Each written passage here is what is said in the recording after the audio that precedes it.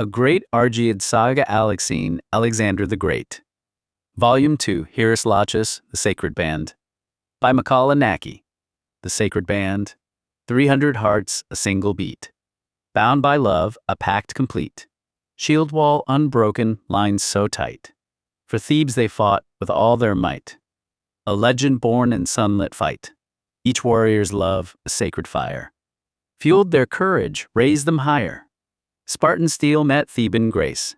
On fields of blood they found their place. A brotherhood beyond compare. At Tigris plains the legend grew. A smaller force, a valiant crew. Against the odds they bravely stood. Their love their shield, their sacred wood. A victory echoing through. Though fallen now, their memory bright. A symbol of love and strength and light. The sacred band forever known. Their courage sown, a glorious throne. In history's embrace they write. Reconstructing ancient timelines. Reconstructing an accurate timeline for the ancient world is a difficult task.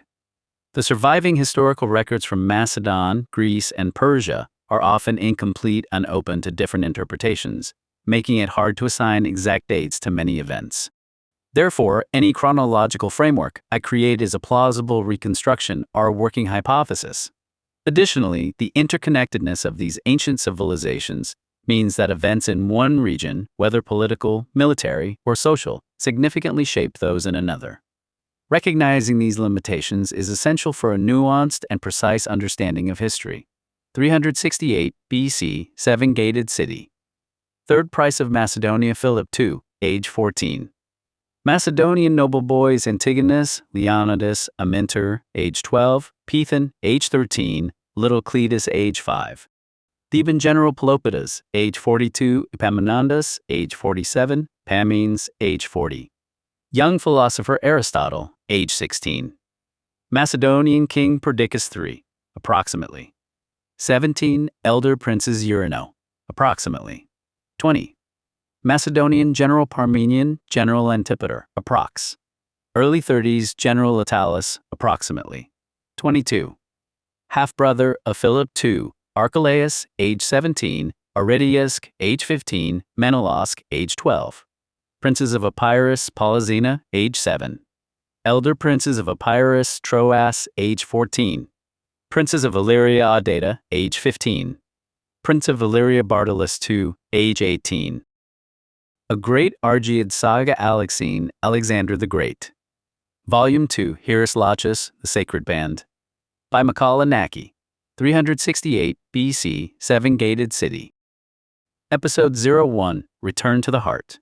Late October, 368 BCE, the Proetid Gate, Thebes. The wind, which had been a constant companion whipping dust across the plains of Thessaly and through the rugged passes of Lochos, finally softened into a gentle, rustling sigh against the scrub brush. It carried now the scent of rich earth, thriving farmlands, and the heavy, fertile smell of the Boeotian heartland, punctuated by the distant, low hum of cicadas in the olive groves. After weeks of relentless marching, from the turmoil of the north back to the stability of the south, Pelopidas felt the tension in his shoulders ease, accompanied by the heavy, synchronized tramping of thousands of marching boots, the rhythmic crunch of gravel, and the dull metallic clatter of armor shifting with every step. Ahead, the formidable walls of Thebes rose from the plain, the legendary seven-gated city, a bastion of strength and the beating heart of the Theban military machine. Its acropolis, the Cadmia, stood proud and defiant against the crisp autumn sky, while the faint rumble of voices and the distant clatter of bronze drifted down from its ramparts, like a sleeping lion stirring in its den. As the column cleared the massive archway of the Proetid Gate, with a hollow, echoing boom of boots on heavy timber and stone, the warm, open air of the Boeotian countryside was suddenly swallowed by the dense, labyrinthine streets of the lower city. The transition was immediate and visceral, greeted instantly by the roar of the crowd. Citizens lining the narrow thoroughfares erupted into sharp cheers and rhythmic clapping, their voices rising above the steady, pounding cadence of the soldiers' march. The thoroughfares flanking the base of the Cadmia were narrow, twisting corridors carved between high, windowless mud brick walls, coated in thick, blinding layers of white lime. These inward-facing facades muffled the clamor, trapping the abrasive scrape of cart axles, the sharp clapping of welcoming spectators, and the relentless, echoing thud of marching boots against hard-packed earth. Paving stones were scarce outside the central market squares. The roads were beaten down by centuries of iron-shod wheels, pack mule hooves, and the synchronized tramping of the host. Along the verges, the city breathed with a relentless industrial rhythm, cut through by the sharp shouting of merchants and the cheering of onlookers. Open-fronted workshops spilled out into the narrow lanes, casting the shadows of overhanging second-story balconies across the gravel. Bronze smiths and armorers hammered away in dark alcoves, filling the air with the sharp, rhythmic clink-clink-clink of iron mallets shaping hoplite greaves and spear tips, echoing with a metallic ring off the stone facades. Potters and amphora makers turned red clay into storage vessels for local wine and oil, accompanied by the crackle of wood smoke and the low roar of brick kilns. Tanners worked hides near peripheral drainage ditches, sending a pungent, heavy odor drifting through the alleys, cutting through the muffled shouts, the clapping of hands, and the gritty shuffle of everyday life that fueled a military state. Antigonus pulled his cloak tighter against his shoulders, his boots scraping over the packed dirt as he sidestepped a heavily laden grain mule. He leaned in close to Philip, his voice dropping to an anxious, strained whisper. "Look at these walls, Philip. There are no wooden palisades here, no scattered tribal huts. This isn't Pella. It's a stone cage." Antigonus, age 12, destined to be known as Antigonus Monophthalmus, the one-eyed, was one of the most formidable and ambitious of Alexander the Great's successors. Dadoki.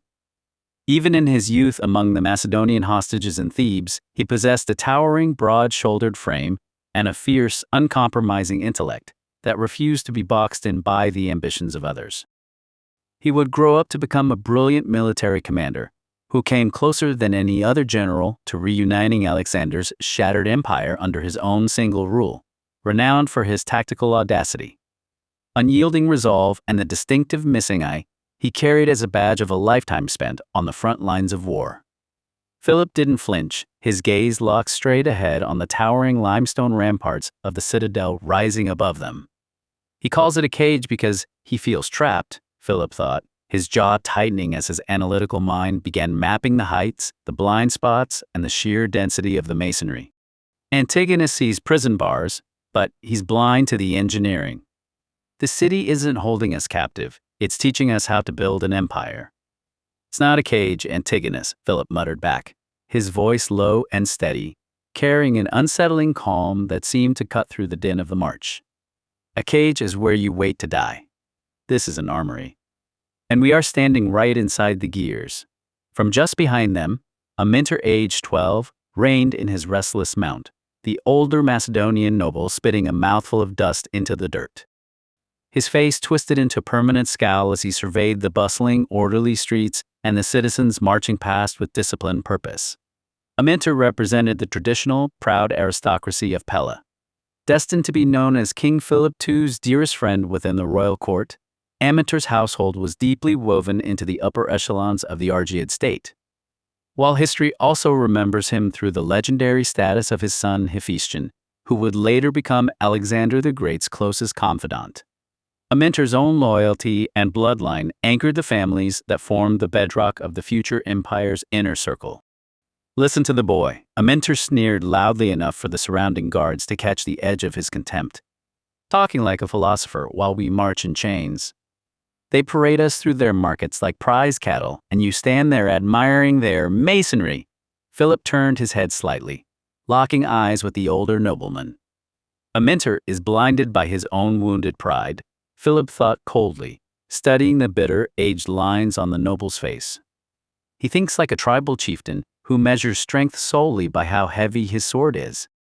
He can't see that the real power of Thebes isn't the muscle of a hoplite, it's the systematic, unyielding discipline of the entire state.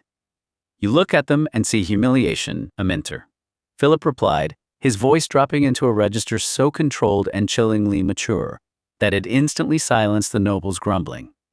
"I look at them and see the blueprint. If we ever want to reclaim Macedon, screaming about our pride won't shatter these walls. We have to learn how to build them." Unlike the boisterous, chaotic leisure of Pella, the soundscape of Thebes was stripped of frivolous noise. There were no theatrical performers or idle chatter echoing on the corners. Instead, the streets reverberated with the metallic clatter of military gear, the gruff shouts of magistrates clearing the lanes, and the low, heavy thrum of supply trains moving toward the central storehouse complexes. Along the packed earth thoroughfares, the air was thick with the rich, earthy tang of pressed olives, unwashed wool, and the sharp, coppery scent of hot iron pouring from open-air smithies. Vendors behind wooden trestle tables hawked barley loaves and dried figs under the unblinking gaze of civic inspectors, while lean, feral street dogs darted through the legs of foreign merchants from Phocis and Thessaly who haggled aggressively over grain prices. Just a few paces behind Philip, young Python, only 13 and trying desperately to mask the tremor in his hands, shuffled his feet against the rough dirt. He stared blankly at a row of massive, square-cut limestone blocks forming the base of a municipal granary, swallowing hard. Python possessed a watchful, calculating intellect and a cold pragmatism that saw through the romantic theatrics of war. Destined to be known as Python, son of Crates, he would grow up to become one of Alexander the Great's most formidable and cunning bodyguards, Samatophylax. A ruthless strategist who carved out his own eastern satrapy of Media during the brutal wars of the Diadochi, and boldly plotted for supreme power among the ruins of the empire. We aren't guests, Python thought, his stomach tightening into a cold, not as he watched a squad of Boeotian hoplites march past in lockstep rhythm, their bronze breastplates gleaming under the harsh midday sun. My father said we were coming here as honored wards of the Boeotian League. But this isn't an alliance. It's an enclosure. They're sizing us up like sheep in a pen, and I'm just small enough to get trampled. Beside him, 12-year-old Leonidas stumbled slightly, his small sandals catching on a protruding cobblestone near a drainage gutter choked with gray wastewater. He quickly recovered his balance, his wide, restless eyes darting up the steep, twisting ramps that vanished into the looming shadow of the Cadmia. Leonidas possessed a fierce loyalty, intense competitiveness, and a sharp eye for the grand scale of military power. Destined to be known as Leonidas of Pella, he would grow up to become one of Alexander the Great's elite bodyguards, Samatophylax, a dashing and fiercely brave commander who fought in the vanguard of every major campaign, and later claimed the satrapy of Hellespont Phrygia during the turbulent wars of the Diadochi. It looks like a monster's jaw, Leonidas thought, a cold shiver running down his spine despite the stifling heat of the Boeotian afternoon.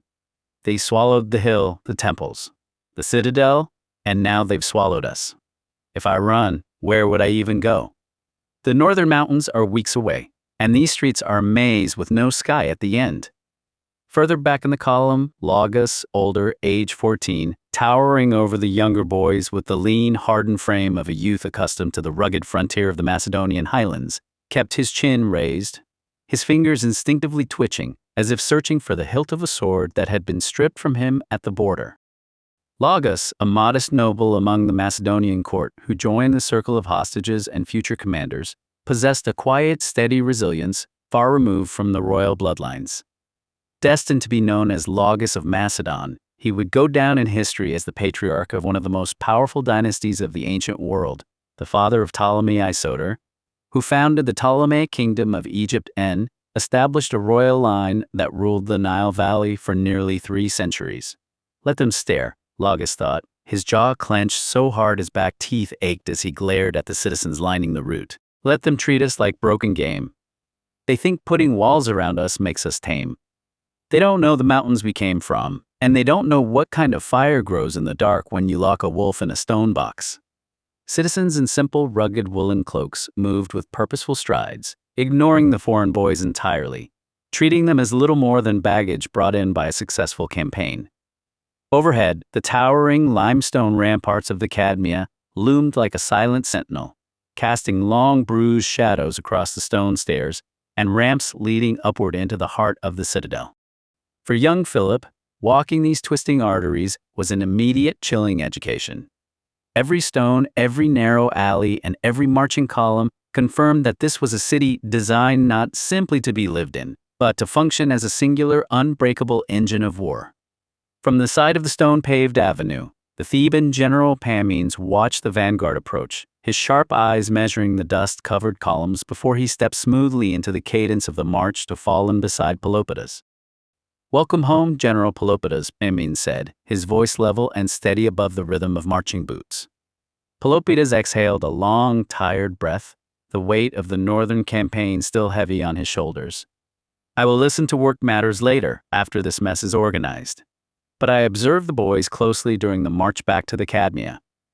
Pammenes, I want you to take Philip, Antigonus, Ptolemy, Leonidas, and Amyntas.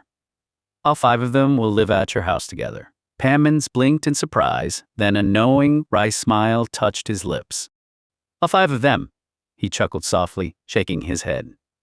Well, my halls will certainly be lively, and now I have a full cohort of young princes under my roof. The more the merrier, isn't that right, General? 5 of them together, Pammenes thought, his tactical mind instantly mapping out the architecture of his sprawling estate. Pelopidas isn't just delegating lodging. He's placing the sharpest northern hounds right in my courtyard. If I manage them right, this house won't just be a residence, it will be the crucible where the next generation of Macedonian high command learns whose leash they're on. Philip, Pelopidas called out, his voice carrying easily over the roar of the surrounding crowd. Philip reined in his mount, urging the pony forward until he rode level with the general. His face was a mask of cold weariness and calculated, wide-eyed observation, hiding the racing thoughts beneath. General? Philip asked, his voice steady. Welcome to Thebes, young prince, Pelopidas said gently, gesturing toward the bustling, militarized metropolis rising around them. This is where your new beginning truly starts. From now on, General Pammenes takes charge here. He will guide you and your companions to your accommodations. Pelopidas briefly outlined how the larger group of hostages would be distributed according to strict structural categories. The youngest ones, ages 5 to 7, would be placed directly into elite Theban homes, growing up surrounded by noble families and viewing Thebes as a nurturing foster home rather than a prison.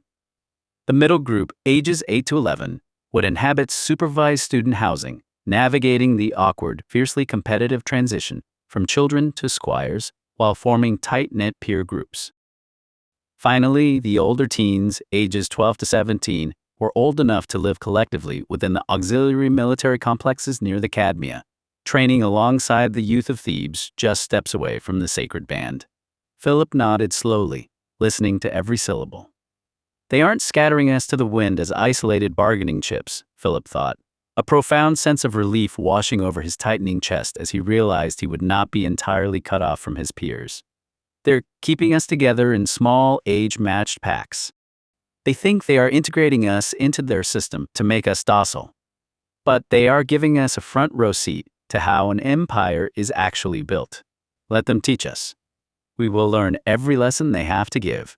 The heavy iron-reinforced gates of the Cadmia groaned as they settled into their stone jambs, echoing across the bustling muster yards where the weary Macedonian convoy had finally come to a halt. Amidst the clatter of bronze armor and the shouting of logistical officers, Parmenio was summoned by General Pammenes. They stood near the shadow of a high retaining wall, conferring in clipped tactical tones over a wax-coated wooden tablet that outlined the complex procedure for dividing the noble boys into their respective age categories. Parmenio turned back to face the assembly of Macedonian youth, his weathered face tight with authority as he called the boys together, flanked by their remaining attendants and helpers. Listen closely, Parmenio ordered, his voice carrying over the murmurs of the exhausted boys. You are not scattered to the wind. The Boeotian command has structured your placement by age and capability. You will be housed in cohorts, not isolated as individual stragglers. Pammenes stepped forward, his eyes scanning the ranks before calling out a specific set of names. Philip, Antigonus, Ptolemy, Leonidas, and Amyntas. Step forward. All 5 of you will come with me. You will live in my household. At those words, the eyes of the 5 boys sparked simultaneously. Thank the gods, Ptolemy thought, the icy knot in his stomach suddenly loosening as the suffocating weight of uncertainty lifted from his chest. We aren't being thrown into some dark, solitary cell alone in a foreign city. We're staying together. Beside him, 12-year-old Leonidas let out a sharp, audible breath. He didn't realize he'd been holding, his shoulders dropping. We're going under the same roof. If we have to survive this nest of vipers, at least I won't have to face it sleeping in a strange room by myself. Antigonus exchanged a swift, calculating glance with Philip, a faint trace of relief flashing in his eyes. Pammenes' own house, Antigonus thought. It's high risk being right under the nose of a top Theban general, but it's infinitely better than being handed off to a stranger who hates us. Even Amyntas, despite his permanent scowl, relaxed his clenched fists ever so slightly, realizing they were being kept as a unified Macedonian cell, rather than broken apart as political leverage. Not far away, little Cleitus watched the sorting process, his small shoulders shaking as he cried endlessly during the long march from the barracks. He tightly clutched a small wooden horse he had carved back in Pella, salt tears tracking clean paths through the dust on his cheeks. Where are they taking big brother Philip? Cleitus thought through a fresh sob, his lower lip trembling slightly as he watched the older boys march toward the upper military quarters. Am I left behind because I'm too small? They put me with the small ones because of my years, he told himself, his small fingers digging into the rough grain of the carved toy. They think because I'm young, I'm only fit for games. But I will grow. And when I stand in the shield wall beside them, they will remember who I am. Yet, as a kind-faced Theban estate steward gently placed a warm hand on his shoulder and guided him toward 3 other young boys in his exact age bracket, a quiet comfort settled over him. Far too young for the barracks are the harsh military drills of the older cadets. Cleitus was assigned directly into a spacious, sunlit Theban elite household alongside his 3 young peers. They aren't sending me into the dark alone, Cleitus thought, glancing up at the friendly faces of his new companions who were holding onto each other's cloaks in the unfamiliar city. Pammenes' sprawling estate welcomed the little group into a warm, nurturing foster environment, ensuring that even the youngest Macedonian children were kept together under a single roof, surrounded by care rather than facing the strange city by themselves. This little Cleitus, forged in the quiet bitterness of exile and the harsh discipline of the Boeotian plains, would one day grow into the legendary commander known to history as Cleitus the Black, the man whose fiercely loyal, sword and stubborn pride would forever shape the destiny of an empire. As Pammenes and the upper tier administrators executed the logistics, it became clear how the system operated. Elite Theban households routinely took in minimum groups of 4 or more boys depending on their estate's capacity. This deliberate policy ensured that no foreign child was ever forced to live alone in an alien cultural household.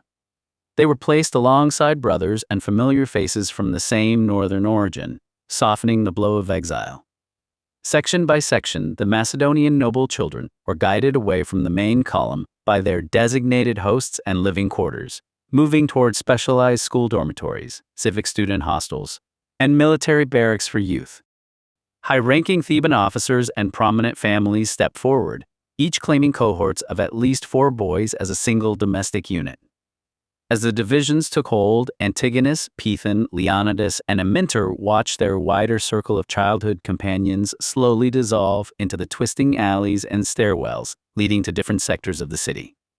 Look at them, Ptolemy muttered quietly, his eyes tracking a group of younger boys being led toward a sunlit residential terrace near the lower slopes. They're splitting us up by walls now. They aren't splitting us, Ptolemy, Antigonus whispered back, his jaw tightening as he watched Cleitus disappear up a separate stone ramp toward the upper district. They're organizing us. Every single one of those groups is being plugged straight into their machine. Let them, Philip said softly, his voice cutting through their anxieties with a chilling, absolute focus. He turned his gaze from the departing boys back toward the looming, formidable shadow of Pammenes' estate. They think putting us in houses together makes us comfortable. They don't realize they've just given us 4 walls, a roof, and an inside look at how they run their entire state. Philip felt a heavy hand on his shoulder. It was General Pammenes, his face etched with a complex blend of relief and concern. Behind him, the Macedonian helpers and attendants who had accompanied them on this grueling long journey looked at Philip with worried expressions. The poor boy, old Dirtus, a loyal servant who had carried Philip's gear since the northern passes, thought with a heavy heart as he gazed at the young prince, left behind in the stone lion's den while his home tears itself apart. May the gods protect him? He's entirely alone among wolves. He's too young to carry this weight, a young Macedonian aide whispered silently to himself, watching Philip's unyielding posture. We leave him to the mercy of strangers while we ride back to safety in Pella. It feels like abandoning a lamb to a pack of mastiffs.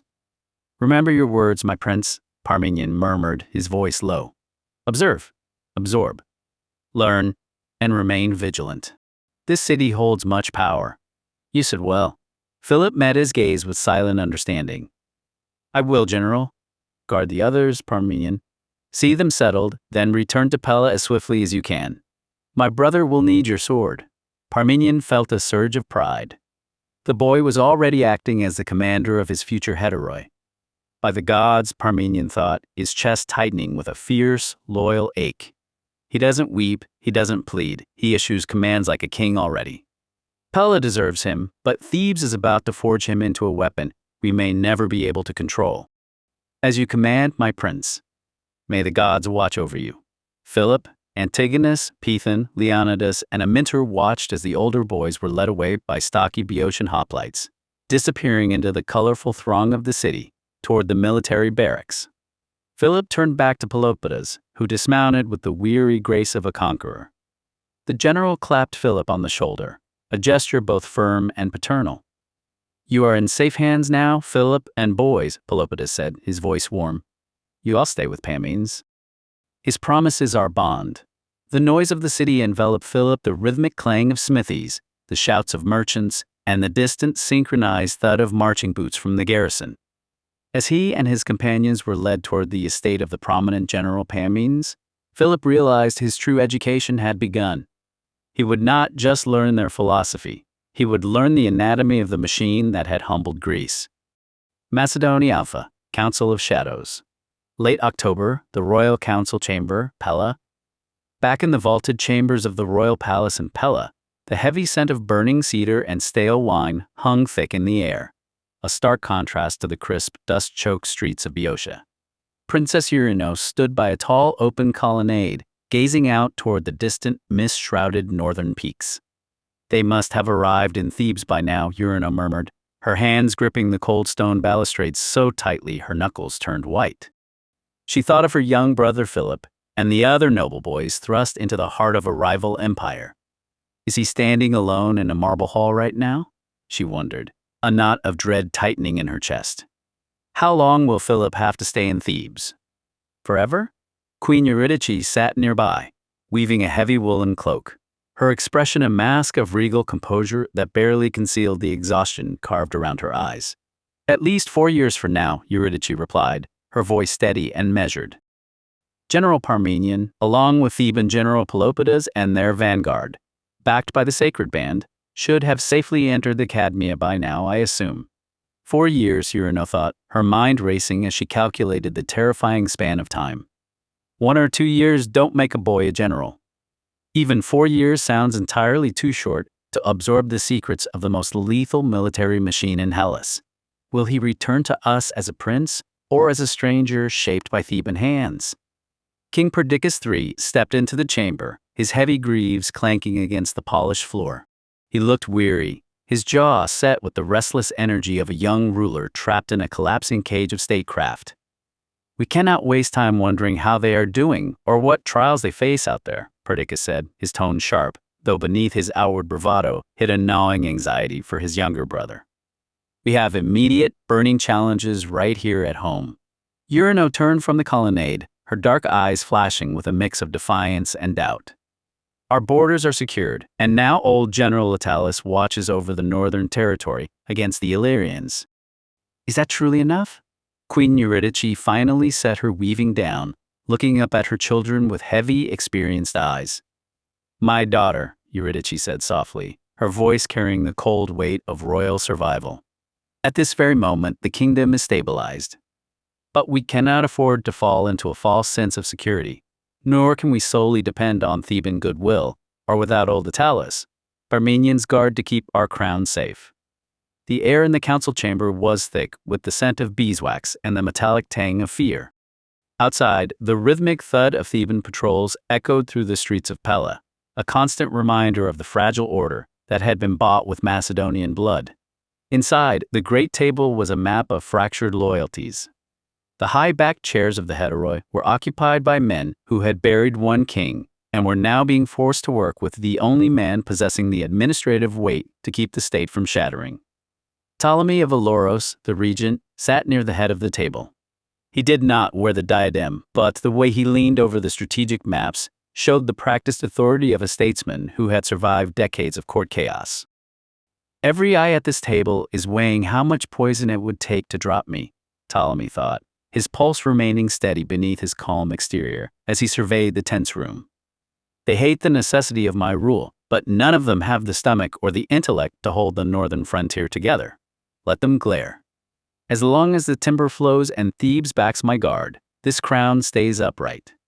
He looked at the assembled nobles, men like Lyncestis and the iron-faced Attalus, whose bitter silence masked the dangerous currents beneath. I see the distrust in your eyes, Ptolemy began, his voice a smooth, resonant baritone that filled the hollow chamber. He didn't offer a cowardly apology. He offered the cold, hard logic of survival. You look at the empty seat of Alexander II and you mourn a king cut down in his prime. But look at our borders. Alexander was a dreamer. He led our sons into Thessaly for Athenian promises that turned to ash, leaving our flanks wide open to the Illyrian tribes, while he chased southern glory.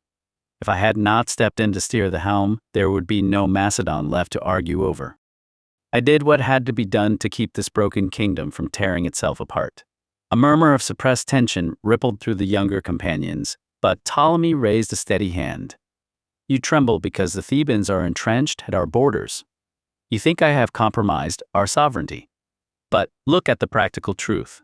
Thebes has provided the shield that our crown could not currently forge alone. Proetid has recognized my governance because he knows that only an experienced hand can keep the timber flowing and the mountain passes closed.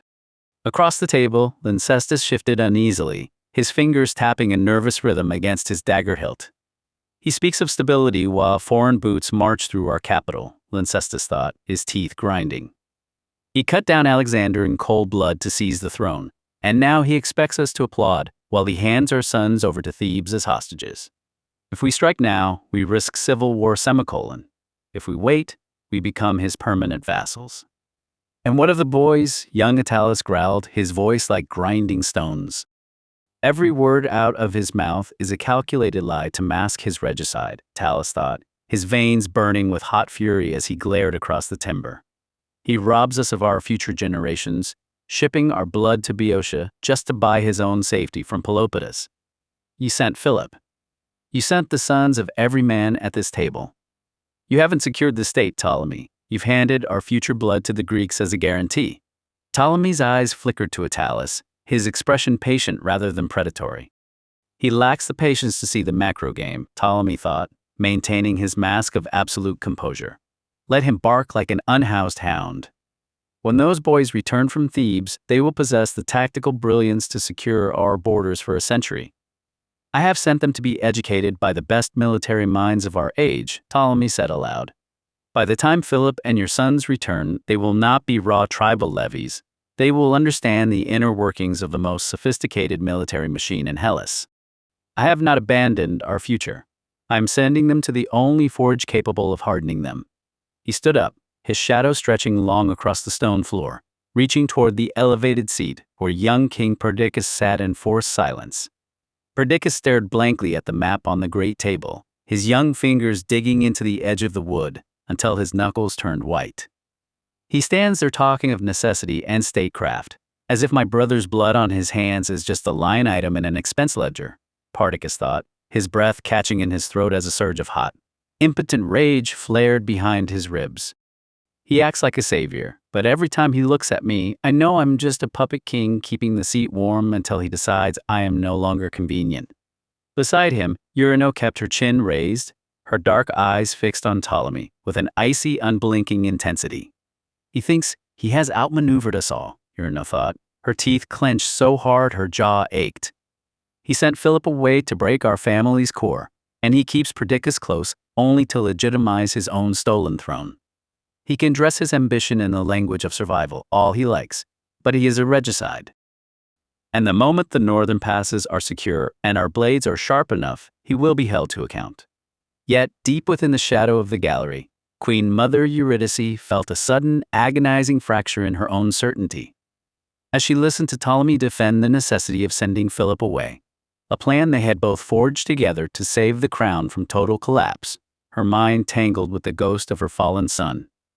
Ptolemy always swore with a steady, unblinking gaze that he had never struck the fatal blow against Alexander, arguing that the young king's disastrous, reckless campaigns were already dragging all of Macedon down into ruin. Was it the truth? Eurydice wondered, her heart hammering against her ribs as she searched his face for a tremor of guilt. Did he truly stay his hand while others struck, or is he a master of deceit hiding behind the cold logic of statecraft? Even if he didn't wield the blade himself, he let it fall, and now we are all bound to his survival. From the shadows of the gallery, Queen Mother Eurydice watched him, her hands clenched tightly in her lap. He speaks of necessity and survival, Eurydice thought, her heart hammering against her ribs despite her outward composure. He claims he saved the crown. But none of us can ever wipe away the shadow of the truth. He is the one who cut down Alexander II. And if he disposed of the king once to seize the reins, how long before Perdiccas becomes the next obstacle in his path? Ptolemy met the queen's gaze for a fleeting second, reading the quiet, terrifying suspicion burning in her eyes. She knows, Ptolemy acknowledged silently, a cold chill running down his spine beneath the heavy linen of his tunic. She will never forgive, and she will never stop plotting. I can manage the hotheads like Attalus, but Eurydice is a viper waiting in the dark. He knew he could not reason away the ghost of Alexander. That blood was the permanent foundation of his regency. Thebes wants stability, and so do we, Ptolemy continued evenly, turning his attention back to the council. If any man here believes he can hold back the northern tribes with nothing but honor and a shorter spear, let him speak now. The silence that followed was agonizing. The nobles looked at one another, realizing the grim reality of their position. To move against Ptolemy now was to risk plunging a fragile kingdom back into civil war, while foreign powers watched. Good, Ptolemy said quietly, his voice reaching every corner of the room. Then let us discuss the new tax on the timber trade.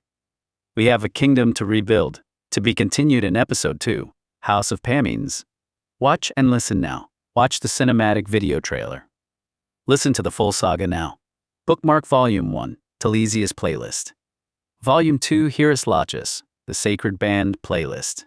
Bookmark Volume 1, Divine Oracle Playlist. Join the Vanguard. A new episode drops every single day until the epic conclusion of Volume 2. Each chapter delivers a tight, hyper-focused 10 to 30-minute hit of cinematic historical drama, perfect for your daily plunge into antiquity. Subscribe to follow the bloody rise of the Argead dynasty. Thumbs up to help push our vanguard through the algorithm's gauntlet. Comment below.